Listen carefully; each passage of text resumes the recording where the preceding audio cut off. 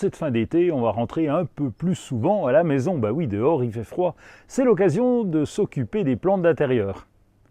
On va trouver des plantes retombantes et qui sont très tendances. Et c'est le cas du pothos. C'est un grand classique indémodable.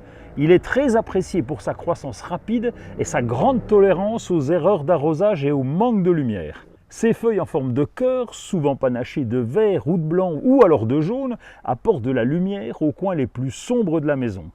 La chêne de cœur, Ceropegia woody, a un look très délicat avec ses fines tiges et ses petites feuilles en forme de cœur elle aussi.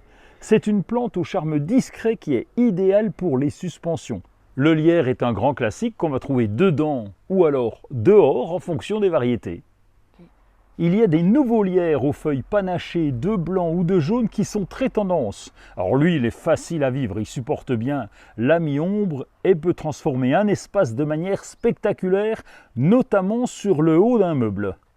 Toujours côté tendance, il y a les fougères qui ont la cote pour de nombreuses raisons. Elles ont un feuillage original, souvent en fronde découpée, et ça nous rapproche des écosystèmes forestiers. Sa capacité à prospérer dans des conditions de faible luminosité et d'humidité la rend particulièrement adaptée à nos intérieurs.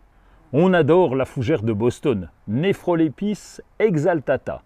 Avec ses longues feuilles retombantes, c'est la championne des suspensions.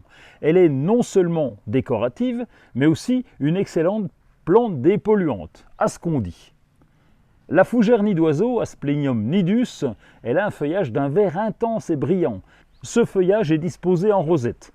Elle donne une touche d'exotisme et de graphisme. Elle préfère une lumière indirecte et une humidité régulière. En cette période de rentrée, profitons-en pour mettre les plantes d'intérieur en vedette à l'intérieur.